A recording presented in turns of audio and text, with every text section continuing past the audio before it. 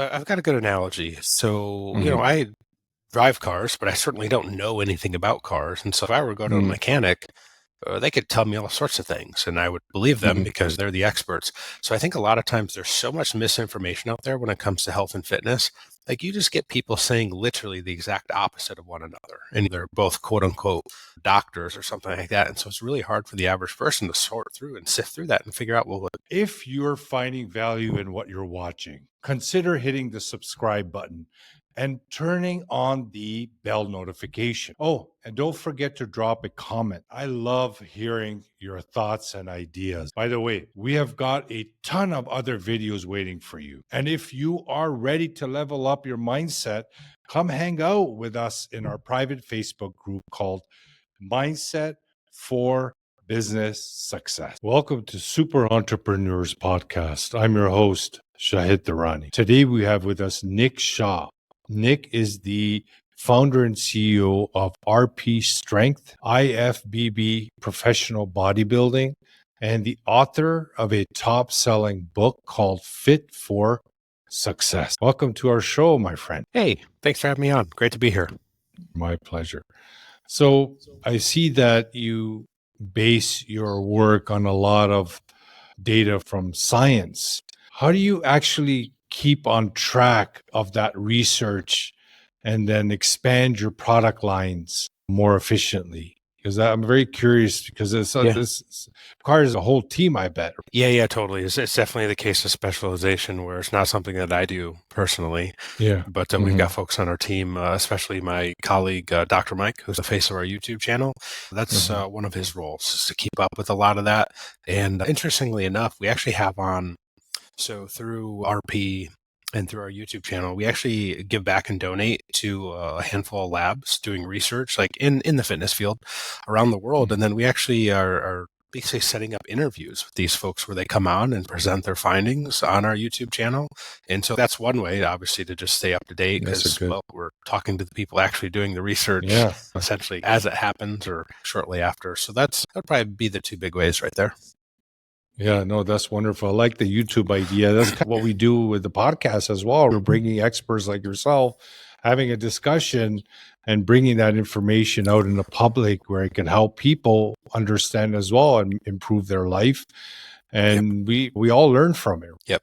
Totally. Same idea to bring on the experts and let people hear what they have to say. Because a lot of times these people work behind the scenes. So no one really knows too much about them unless they are on Mhm. social media. So this is a way that we can help them through one, helping fund their studies. And we don't give we don't tell them what to study or anything like that. We just say, Mm. hey, here's some money, go do your thing. And then they just Mhm. come on the channel and talk about their findings and what's going on. And that's how we help people stay up to date with the best practices for whether it's nutrition or training, basically like evidence-based fitness. How do you really get in Yeah. the best shape of your life, get healthier? We like to decipher that for people so they don't have to waste their time. Yeah. And most people that are in the health realm or bodybuilding, for example, they're very much interested to do things that are based Yep. on scientific research. So one thing that comes to mind is time, to actually invest the time to Mhm. find that information out. Is there any other reason why it's more of a wish than actually implementation for most people? Yeah, so I've got a good analogy. So, Hmm. I drive cars, but I certainly don't know anything about cars. And so if I were to go to a Hmm. mechanic, they could tell me all sorts of things and I would believe them Hmm. because they're the experts. So I think a lot of times there's so much misinformation out there when it comes to health and fitness. Like you just get people saying literally the exact opposite of one another. And they're both quote unquote doctors or something like that. And so it's really hard for the average person to sort through and sift through that and figure out, well, like, Hmm. what actually really is going on out there? Like what's actually the best route Hmm. to take? And so that's where we come in. We want to help people with that because I don't know if people do it intentionally where they mislead folks. Some might, the Hmm. charlatan types, but I think a lot of Yeah. people just really, maybe through their own personal experience, are a little bit biased and they'll say something like, oh, you can't eat carbs or anything like that. And like, there's a Mm. hint of truth to that, but there's all sorts of nuance in there. And so our job is to come in there and be Mhm. like, okay, here's why this might make sense. Here's why it doesn't make Yeah. sense. Here's how you can sort through this and figure it out for yourself because there's a whole, different range. Like Someone like my mom who doesn't really work out, okay, cool. I totally get it. You'd want to eat fewer carbs. Like that makes sense. Someone like me who's training a couple hours a day is trying to be a high level athlete. The advice doesn't fit. And so there's all this nuance. And so for a lot of people, it's really hard to sift through it. And so I go back to that analogy of I could learn and study all that stuff myself about cars and engines, but it doesn't make any sense for me to do that. Like I specialize, I do other stuff, and I don't want to take that time to do it. So for those people, it's just come here and you could sit here and you could learn everything on our YouTube channel if you really wanted to invest that time into it. Or hey, like we've got these apps and stuff or coaches, you can just use this. And it's like the cheat sheet way to do it. And if you build that trust and credibility over a long enough time horizon, which, we've been around for 10 plus years now, so we have that, it just gives people that's the hack. It's here's just use the apps and it does everything for you. And all you have to do is put in the work. I checked it out. Yeah, I briefly looked at those apps. They're very detailed. I haven't signed up or anything. Do you use artificial intelligence in those apps? Yeah, so they do help. So it'll help program stuff for you. So you're not actually working with a real live coach in the apps. So what we've done is we've taken algorithms and we know, okay, based on what you enter and what's going on in your progress, we know what we're going to recommend as next steps. But there's all sorts of just constant feedback going on back and forth between that. So the apps only work if you give it feedback. If you don't give it any feedback, it's not really. Are you having trouble with that though? Getting feedback from people? No, because it actually goes back to something you said earlier. Our demographics, people that are already into fitness that want to get more out of fitness, our demographic is not for the total beginners. And so if you do find yourself being a total beginner and you need a little bit more help with accountability, one, you either would start with something else before you get to us, or like we do have one-on-one coaches, and that's the human element. So the difference between AI and human coaching is like, one, when you have to report to a human, like another coach, anher human being, and they have that empathy, they understand what you're going through. There's just a little bit more to it where you feel, I don't know if the right word here is peer pressure in a good way, of course, not in a bad way. But if I knew I had to give an update to a coach on Monday, it's probably Saturday, Sunday night, I'm not out doing silly stuff on my nutrition because I'm like, I'm paying for this. I've got skin in the game. I know that I have to be accountable to my coach. So there's some kind of pros and cons, but for the most part, for people who are already into fitness and they're like pretty serious about it, the apps make a ton of sense because they're $20, $30 a month versus $200, $300 plus for a one-on-one coach. Yeah, for a personal trainer. Yep. That could be even more, obviously. Oh, totally. Depending on And that point that you were mentioning about the mismatch information, I find that there's some that may want to be different than the other person as well, just to get more of the attention. There's this aspect of business growth is challenging experts or challenging someone else, and you find some area where you can focus on. But unfortunately, what that does is that the intention, I'm not saying everybody does that, but it's out there. The intention, it creates a messy environment for the people that are consuming that. And we have that mindset as well. People are just trying to find something to make it different. It's okay, this guy's challenging this guy, so he must be better. But it has some reverse effects. Totally. I think that exists in all genres, niches out there. It's unfortunate because how do you stand out in the social media world? We do have to be controversial and you have to say some silly stuff, which just leads to completely polarizing viewpoints. And then people tend to get, for example, man, it's really hard to argue with someone online if they've got keto or carnivore in their name because that's so much attached to their identity. You're like, okay. Yeah. You're not willing to see the nuance here. You're you're only going to see it one way. Totally. And so it does. It's interesting when people take that stuff and tie it to their identity. Whereas I don't really care if you want to go low carb or not, but it depends on the individual and your goals and all that. So it's like the right spot to be is more in the middle where you've got some nuance and you're like, okay, yes, you can do this for these reasons, but for these other reasons, you shouldn't do it.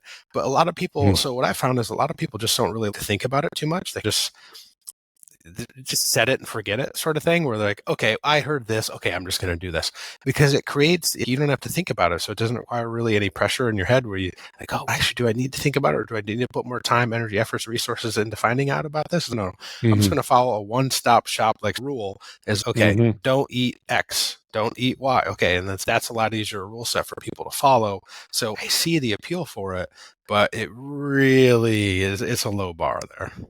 Yes. So, Nick, I noticed that you have worked with some top athletes in various sports. Can you share some common mindset traits or some type of elite performance characteristics that you have noticed that you could share today that could help someone? Yeah, so I've got two that stand out to me. So Yeah. one is just the sheer amount of work that these people put in. And so I'm Okay. talking, let's say you work out for an hour a day. You're a normal Yeah. average person. That's right. Mhm. So now maybe, okay, I want to be really good. Train 2 hours a day. Wow, that's a lot of time. So I'm talking when you get to the highest levels, like you're a weightlifter wanting to compete at the Olympics. You're a CrossFitter wants to compete at the CrossFit Games and wants to be like one of the top 3, 5, 10 in the world. These folks are training 3 to 4 hours a day, essentially Whoa. every single day. And so when you look Yeah. at it from that standpoint, you're like, it literally is their job and it is their life to train full time. And so that kind of makes sense from why they post so much on social media and they look for sponsors because they can't have really a job outside of that. Like that is their job. That's their craft. So that's one thing that stands out to me. Just the sheer magnitude, the amount of work that they have to do to get to where they want to go. It's really crazy. And number two is this is something that I asked a handful of top athletes. I'm like, what do you do on the days when you're not feeling it? And essentially every single one said, and I'm going to paraphrase here, similar thing. And I was like, we just go anyways and we just get started. So, man, maybe you're just really not feeling it, but your training program dictates you've got to do, this on a given day. So, okay, I'm not feeling it. Hey, I'm just going to go and I'm just going to warm up. That's it. And so they get there, Baby they start going through steps. exactly. They start going through the motions. They Point. what happens when you start getting going, right? If you don't really want to exercise, but let's say you're just a normal person wanting to get healthier, like just go for a walk. Just do something. Guess what? You start walking for 5 or 10 minutes, you get some of those endorphins flowing, you get some of that, positive energy, like momentum. Once you get started moving in a certain direction, it's easier to keep going. And so that's essentially what they all said. It's we just sort of go and we just get started. And then 15 minutes into your warm-up routine, you start to feel better and you're like, oh, okay, I'm glad that I came here. And then they end up just doing their training. And so I think this false assumption that a lot of people have that these elite athletes are just always motivated and they're just so disciplined. They are very disciplined, but even on the days when they're not, like they still just go and they get started and they do take those baby steps. So those are the two things that really stand out to me. Excellent. Thank you for sharing that, Nick. It's very similar to what we do in our work is journaling or gratitude list on a daily basis. It's super important for the subconscious. And I don't feel like it. I say, just put the date. Just add the date on the top of the page. And it's very similar to that because once you get to that point, you just feel like you might as well do it anyways in the beginning, especially. Yeah. So on that note, there's something to be said for sometimes like when you're dieting and your calories get pretty low and your energy's low. I found, and I recently was under the weather a little bit, and the more that I laid around, just the worse I felt, the less energy that I had. And so it's like really just overcoming that very first initial like step. Because once I got up and I got moving and I started walking around a little bit, immediately started to feel better. And then like once you're up and moving around, it's just easier to keep going and keep doing something. There's absolutely something to be said about the success and the momentum. Because if you can get over that initial hurdle, which really is the hardest part most of the time, everything else, it's like it's slowly going downhill. And I mean that in a good way, because it's easier to go downhill than it is uphill. Another thing is, in my experience, is also creating that gap between you and your thoughts. Oh, yeah. And when the thoughts do come up, you have the management role, for example, to say, excuse me, I love you. Thank you for your presence right now. But you know what? I don't want you right now. If you don't mind taking a back seat, I'm making this happen. So it's having that relationship with your thoughts, because when you become your thoughts, they run your life then. It becomes autopilot and you don't even realize it. And then you keep telling yourself the same stuff over and over. And you're like, wow, man, why is it so hard to do? And man, listen, I completely agree. I'm sure just at least for me, I'm sure you probably feel the same way. It's even when you tell and teach people this stuff, we have to remind ourselves as well, because it's just really hard to do. It's hard to separate. Yeah. It's work, right? Just like going Yeah. to the gym, just like working out your body is the same way with the mind. That consistent work that we do on a daily moment to moment basis is what will bring that result where it becomes just habitual. It just becomes part of your nature. But getting there, it requires the dedication and effort, just like working out. I was working out since I was 16 many years ago. I stopped. I'm back into it. Now I'm more in yoga. I'm doing yoga because of my shoulder. I just don't want to, my knees, they're a real severe problem before. They haven't been for a very long time. I don't want to cause anything if going heavy. I love heavy. That's all I did my entire life. But now I'm going more flexibility side of things as you get older, just to be safe. Cool. Awesome. Yeah. Yeah. So in your research, you mentioned bringing on the YouTube for some of these experts. I'm very curious to understand how you take that complex information that you gather to these interviews and then find out what you can utilize in your programs in an easy to understand step-by-step process for your clients. I don't want you to give away too much, but if you're comfortable, if you could share how that's done. Yeah, that's a really good question. So one is my co-founder, Dr. Mike, who's the face of our YouTube channel. Yeah. He is incredibly skilled at taking complex ideas and breaking them down into very simple to understand concepts. He's great at using analogies. Good partner. Yeah, totally. He's got the gift of the gab, I like to call it. So he's very skilled at that. And also, I think it's important that when you really want to look at the entire body of evidence out there and research for exercise, whatnot, health, fitness, it's important not to put too much weight on any one particular study. Because you might find that one study tells you one thing and then they try to duplicate that and it tells you the exact opposite. So what you really want to do is you want to sift through and look at what are called like literature reviews or meta-analyses, and that's going to pool tons of studies together.